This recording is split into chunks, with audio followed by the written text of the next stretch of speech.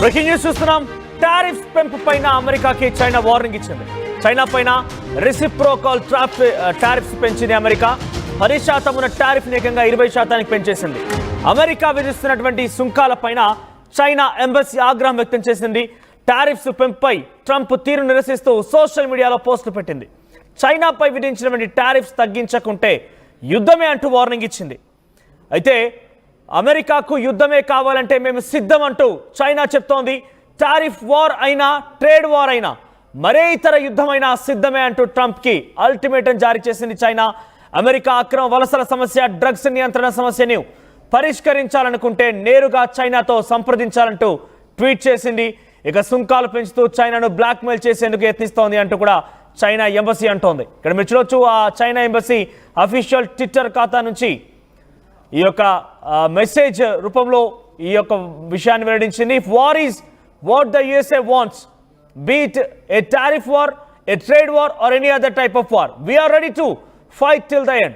ఇక్కడ మీరు నిజంగానే వార్ కావాలి అని అనుకుంటే కనుక మేము ఇక్కడ సుంకాల విధంగా పరంగా విధించేటువంటి వార్ కోసం కానివ్వండి, at the same time trade war కోసమైనా, ఇంకొక విషయంలో ఇంకా ఏ వార్ అయినా కూడా దేనికైనా మేము సిద్ధం అన్నట్టుగానే చైనా ఎంబసీ తన సోషల్ మీడియా ట్విట్టర్ ఖాతా నుంచి ఈ విషయం వెల్లడించింది. ఇక అమెరికన్ కాంగ్రెస్లో ప్రెసిడెంట్ డొనాల్డ్ ట్రంప్ చేసిన కామెంట్స్ పైన అమెరికాలోని చైనా ఎంబసీ తాజాగా ఈ విధంగా స్పందించినట్టు తెలుస్తోంది. ట్రంప్ కామెంట్స్ని ఉద్దేశిస్తూ చైనా ఎంబసీ అధికారి ఒకరు ఈ మేరకు ట్వీట్ చేశారు. అంతకుముందు అమెరికా కాంగ్రెస్లో ట్రంప్ ప్రసంగిస్తూ విదేశాలు తమ వస్తువులపైన చాలా పెద్ద మొత్తంలో పన్నులు విధిస్తున్నాయి కాబట్టి ఆయా దేశాలపైన అమెరికా విధిస్తున్న టారిఫ్లతో పోలిస్తే 3-4 రేట్లు ఎక్కువని మండిపడ్డారు. చైనా పైన అమెరికా వేసే పన్నులతో పోలిస్తే చైనా తమపై వేసేటువంటి పన్ను 2 రేట్లు ఎక్కువగా ఉంటున్నాయని తెలిపారు. కొరియా విషయంలోనైనా ఇది 4 రేట్లను వివరించారు. ఇది చాలా అన్యాయం అని కూడా అమెరికన్లను నష్టం కలగజేస్తుందని ట్రంప్ మాట్లాడుకొచ్చారు. ఇకపై ఈ అన్యాయం జరగకుండా అడ్డుకుంటారని ట్రంప్ తెలియజేస్తూ ఈ నిర్ణయం తీసుకున్నారు. ఇందులో భాగంగానే ఇప్పటివరకు విధిస్తున్నటువంటి 10% టారిఫ్ని 20%గా పెంచేశారు. ఇక చైనా నుంచి అమెరికాలో చేరుతున్నటువంటి ఫెటానిల్ డ్రగ్ను కంట్రోల్ చేయడంలో విఫలమైందని ఆరోపిస్తూ ఈ విషయంలో చైనా సీరియస్గా పనిచేయాలనే ఉద్దేశంతోనే టారిఫ్లు పెంచినట్టుగా అధికార వర్గాలు విన్నవిస్తున్నాయి. ఈ నేపథ్యంలో టారిఫ్ పెంచి ఈ రకంగా నిర్ణయం తీసుకోవడం పైన చైనా ఎంబసీ కూడా విమర్శించింది. అగ్రరాజ్యంలోని ఫెటానిల్ డ్రగ్ వ్యాప్తికి కారణం అమెరికాననే ఆరోపించింది. డ్రగ్ వ్యాప్తిని అరికట్టలేని చైనా మీద ఆరోపణలు చేస్తున్నారని మండిపడింది. అమెరికా పౌరులపై సానుభూతి తో ఫెటానిల్ డ్రగ్ వ్యాప్తిని అరికట్టేందుకు ఆ దేశంతో కలిసి పనిచేస్తున్నామని తెలియజేసింది. సాయం చేస్తున్నామని తమపైనే అమెరికా నిందలు వేయడం విచారకరమని ఆరోపించింది. ఫెటానిల్ డ్రగ్ అంశాన్ని సామరస్యంగా పరిష్కరించుకునేందుకు ఒక అమెరికాకు ఉంటే సాయం చేయడానికి తాము సిద్ధం అని చెప్పి కూడా చైనా ఎంబసీ స్పష్టం చేసింది.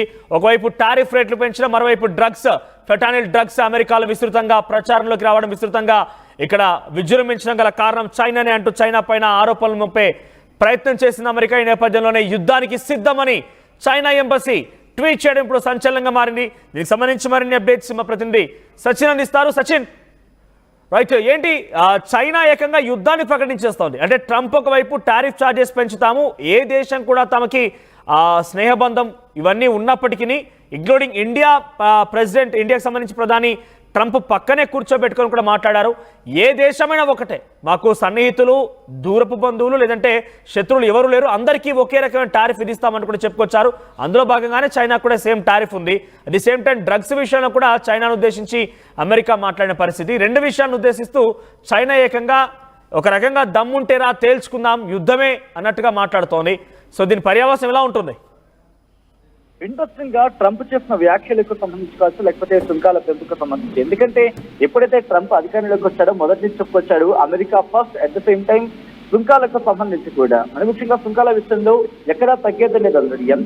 మీరెంత విధిస్తే మేమంత విధిస్తాం, నీకంతో మాకంతే, ఎవ్వరికీ కూడా ఎటువంటి బార్డర్ అంటే ఎటువంటి భేదాలు ఉండకూడదు. ఇటువంటి అంశాల నేపథ్యంలో వీరు అంటే సపోజ్ ఇండియా నుంచి అమెరికాకు వెళ్లే అంశాల్లో ఎంత సుంకం అయితే ఉంటుందో, లేకపోతే దిగుమతుల విషయంలో కావచ్చు, అట్ ద సేమ్ టైం ఇటు యుఎస్ నుంచి ఇండియాకు వచ్చే విషయాల్లో ఎటువంటి సుంకాలు ఉంటాయో 2 కూడా ఒకలాగే ఉండాలి, 2 కూడా ఈక్వల్ అయ్యి ఉండాలి. ఈ కాన్సెప్ట్ వెళ్తున్న సందర్భం. సో ఈ నేపథ్యంలోనే ఇటు చైనాకు సంబంధించి ప్రస్తావించిన పరిస్థితి. ఈ నేపథ్యంలోనే ఎటువంటి యుద్ధానికైనా సిద్ధమంటూ కూడా చెప్తూ వచ్చింది అమెరికా.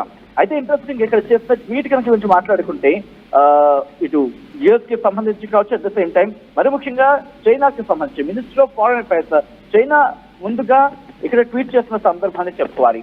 ఆ ట్వీట్ లో ఏం పేర్కొంది, మరి ముఖ్యంగా ఫెంటనిల్ కి సంబంధించి అక్కడ పేర్కొన్న సందర్భం, ఫెంటనిల్ అంశాన్ని అక్కడ ప్రస్తావిస్తూనే చాలా సుదీర్ఘమైన పోస్ట్ రాసుకొచ్చింది.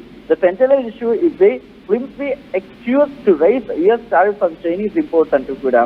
అంటే ఇంపోర్ట్స్ విషయంలో China US tariffs, China imports అంటే చైనా ఎగుమతుల మీద అమెరికా సుంకాలకు సంబంధించి ఫెంటనిల్ ఇష్యూ అనేది, ఫెంటనిల్ డ్రగ్ ఇష్యూ అనేది ఏదో నామాత్రంగా కనిపిస్తున్న ఎక్స్క్యూజ్ లా కనిపిస్తుంది, తప్పించుకోవడానికి చెప్తున్న మాటగా కనిపిస్తుంది తప్ప అదొక ఫర్మ్ రీజన్ కాదు అనేది ఇక్కడ చైనా ఎంబసీ కావచ్చు, లేకపోతే చైనా ప్రభుత్వ ప్రతినిధులు కావచ్చు చెప్తున్నమాట.